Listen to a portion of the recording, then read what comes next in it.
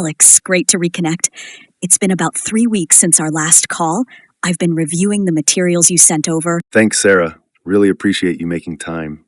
We've had a pretty exciting few weeks since we last spoke. Let's dive in. Last time we talked, your was at 1.8 million.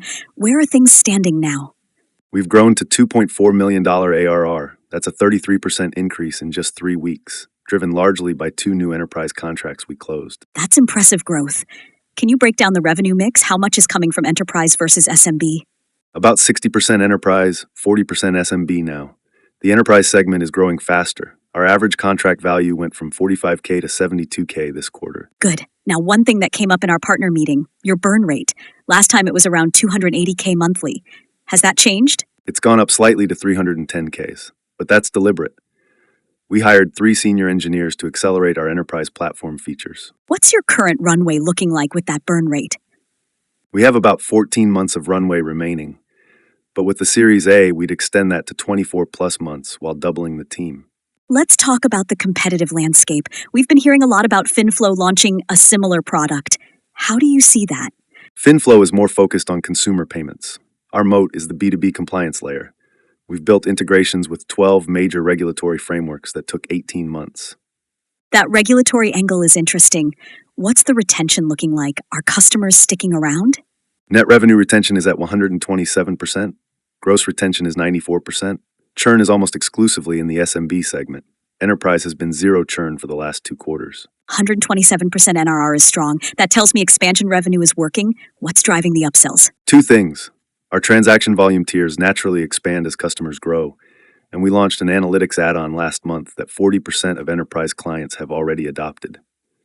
I want to talk about the team. Last time you mentioned you were looking for a VP of engineering. Any progress there? Yes, we've extended an offer to David Park. He was previously at Stripe leading their infrastructure team for 4 years. He starts in 2 weeks. David Park from Stripe? That's a great hire. Our partners will be impressed. Now, let's discuss valuation expectations for this round. We're looking at a $30 million pre-money valuation for an $8 million Series A. That puts us at roughly 12.5x forward ARR based on our projections. 12.5x is on the higher end for fintech at this stage. What gives you confidence in those forward projections? We have a signed pipeline of $1.2 million that converts within the next 90 days, plus LOIs from 3 Fortune 500 companies exploring our compliance platform. The Fortune 500 LOIs are compelling. Can you share which companies, or is that under NDA? 2 are under NDA, but I can share that one is a top 5 U.S. bank. We're in their vendor approval process now, expecting final sign-off next month. That would be a landmark deal.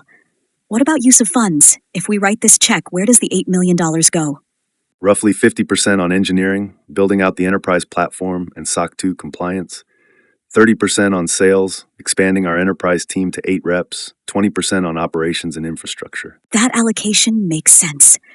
I should tell you I'm presenting NovaPay to our investment committee next Tuesday. I'm cautiously optimistic. That's great to hear, Sarah. What additional materials would be helpful for the IC presentation? We can turn things around quickly. I'd love an updated financial model with the Q2 actuals, customer case studies, especially the enterprise ones, and a 1-pager on the competitive moat. Consider it done. I'll have everything over to you by Monday morning. Thanks, Sarah. Really looking forward to the next steps.